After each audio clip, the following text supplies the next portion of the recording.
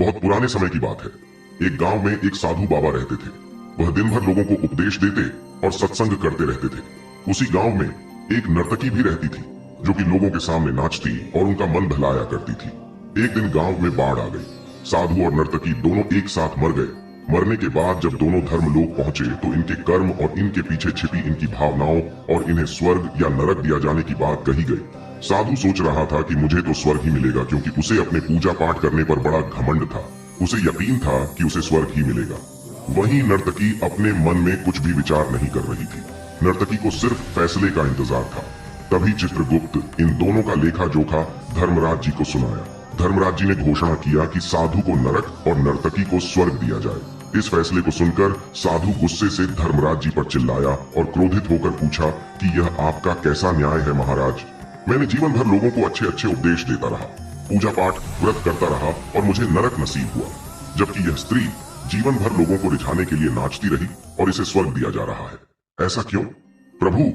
तब धर्मराज जी शांत भाव से उत्तर दिया, हे साधु या नर्तकी अपना पेट भरने के लिए नाचती थी, लेकिन इसके मन में यही भावना थी कि मैं अपनी कला को ईश्वर के चरणों में समर्पित कर रही हूँ। जबकि तुम उपदेश देते हुए भी यह सोचते थे कि काश तुम्हें भी नर्तकी की नाच देखने को मिल जाता।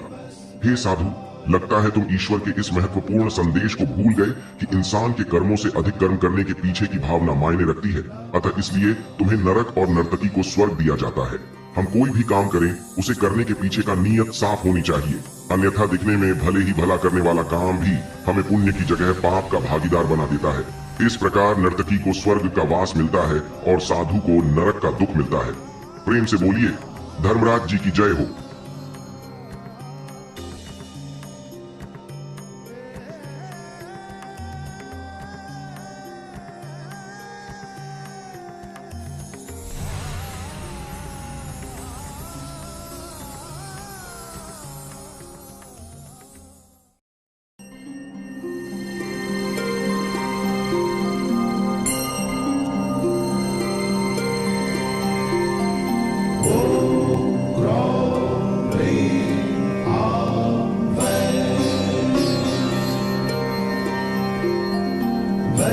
वैवस्वताय धर्मराजाय भक्तानुग्रहकृतये नमः।